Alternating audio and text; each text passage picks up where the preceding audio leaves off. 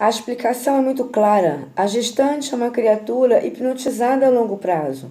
Tem o campo psíquico invadido pelas impressões e vibrações do espírito que lhe ocupa as possibilidades para o serviço de reincorporação no mundo. Quando o futuro filho não se encontra suficientemente equilibrado diante da lei, e isso acontece quase sempre, a mente maternal é suscetível de registrar os mais estranhos desequilíbrios, porque a maneira de um médium estará transmitindo opiniões e sensações da entidade que a empolga. Afligia-me observar, lembrou Hilário, com interesse, a inopinada aversão de muitas gestantes contra os próprios maridos.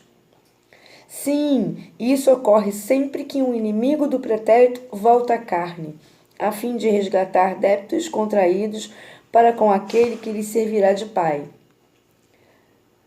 Temos, contudo, os casos, ponderei curioso, em que na ribalta do mundo vemos filhas que foram evidentemente fortes desafetos das mães em passado remoto ou próximo, tal a animosidade que lhes caracteriza as relações. Reparamos que, em tais ocorrências, as filhas são muito mais afins com os pais, vivendo psiquicamente em harmoniosa associação com eles, e distanciadas espiritualmente das mãezinhas, que por vezes tudo fazem debalde para quebrar as barreiras de separação. Em ligações dessa natureza, surgirão obstáculos à reencarnação? Clarencio fitou-me de maneira significativa e respondeu: de modo algum.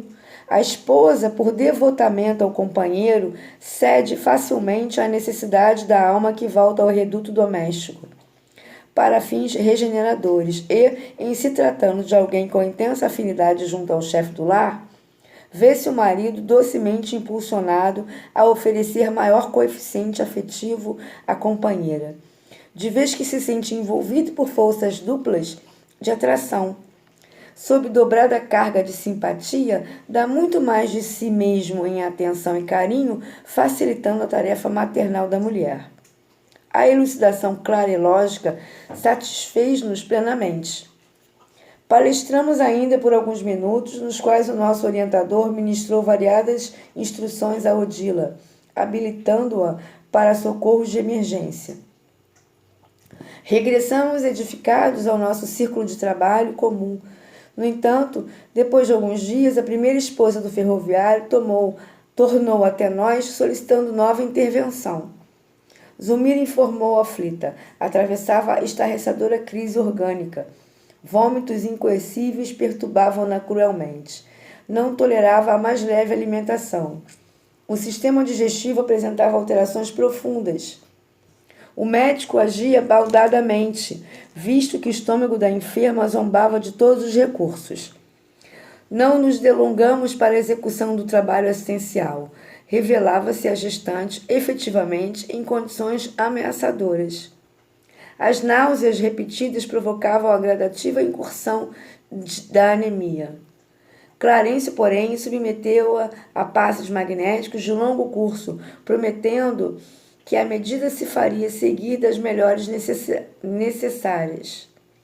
Deveres diversos convocavam-nos à presença em outros setores. Ainda assim, depois das despedidas, Hilário perguntou pelo motivo de semelhante fenômeno que, declarou ele, em toda a sua experiência médica na Terra, não conseguira explicar. Estamos certos de que a ciência do porvir ajudará a mulher na defesa contra essa espécie de aborrecimentos orgânicos, asseverou o ministro, com segurança, encontrando definições de ordem fisiológica para tais conflitos, mas, no fundo, o desequilíbrio é de essência espiritual.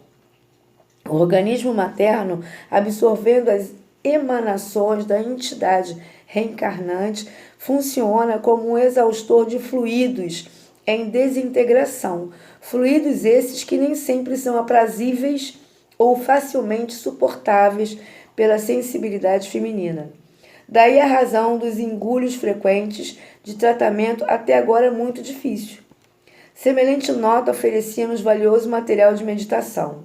O tempo desdobrou-se semana após semana. Insistimos na visitação à residência de Amaro, de quando em quando, convocados ou não para o trabalho, até que, certa manhã, Odila veio até nós com o júbilo de uma criança feliz, anunciando que o menino tornara a luz terrestre. De conformidade com a aprovação de pequena família, chamar-se-ia novamente Júlio. Comungamos da sua profunda alegria e, com a solidariedade dos amigos sinceros, voltamos a abraçá-lo. Então a gente encerra o capítulo 30. Eu gostaria muito que vocês ouvissem, entendessem e fizessem perguntas. É muito importante esse capítulo. Ele nos mostra e nos explica, né, à luz da espiritualidade, o que ocorre com a gravidez, né?